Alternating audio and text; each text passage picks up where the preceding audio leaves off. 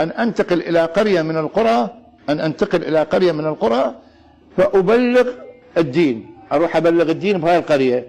يقول أنا استحيت من السيد محسن حكيم، كان هو وكيله، قال له أنا أروح، قال له لازم تروح واليوم تروح. يقول أنا كان عندي نص دينار ذاك اليوم، مولانا عندي نص دينار، يقول بس استحيت أقول له النفقة والكروة وشلون. يقول أنا بعد أمر السيد محسن حكيم طلعت رحت، يقول بلغت الأحكام تعليمات توجيهات، بس النفقة مالت نص دينار كملا انتهت. مولاي شيخنا ماكو عندي بعد، بس ما أقدر يعني أمد إيدي أو أتكفف أو أطلب المساعدة من الناس. بقيت واقف على الشارع، صارت الدنيا إيش؟ العصر.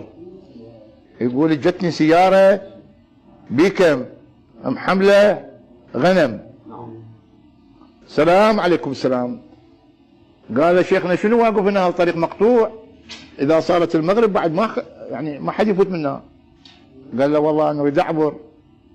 قال له إحنا مكان ما عندنا، بس راح نصعدك ويا الغنم. ما شافوه الشيخ محمد؟ ما شافوه؟ نسوان صعدت في الصدر، وما صعد عائلته، هي بيكم نفرين. وهذا الشيخ المعمم شيخ باقر القرشي الآن يعني قال له مولانا أنا قابل، هسه ماكو مشكلة. قال له شوف لك مكان. يقول صعد دن الشياه الأغنام، يقول وقعد وسط الأغنام. يقول أنا مشينا بالسيارة وصلنا خان النص. اي خان النص وصلنا. يقول وقفت السيارة، بس أنا الطريق كله أطلب من الله أن يرضي عني، لأنه إيش دزني السيد لهاي المهمة. يعني السيد محسن حكيم قال لي تروح، وأنا رحت فعلا. هسه شلون رجعت ثاني، رجعت ويا الغنم. يقول وقفت السيارة بخان النص، نزل السائق قال عمي شيخنا عن رخصتك الحلال هذا كله إلك.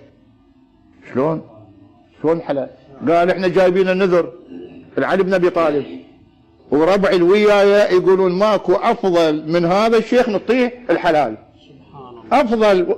احنا من مدينة الاوقاف عبد الله فاضل، احنا ليش نعطيه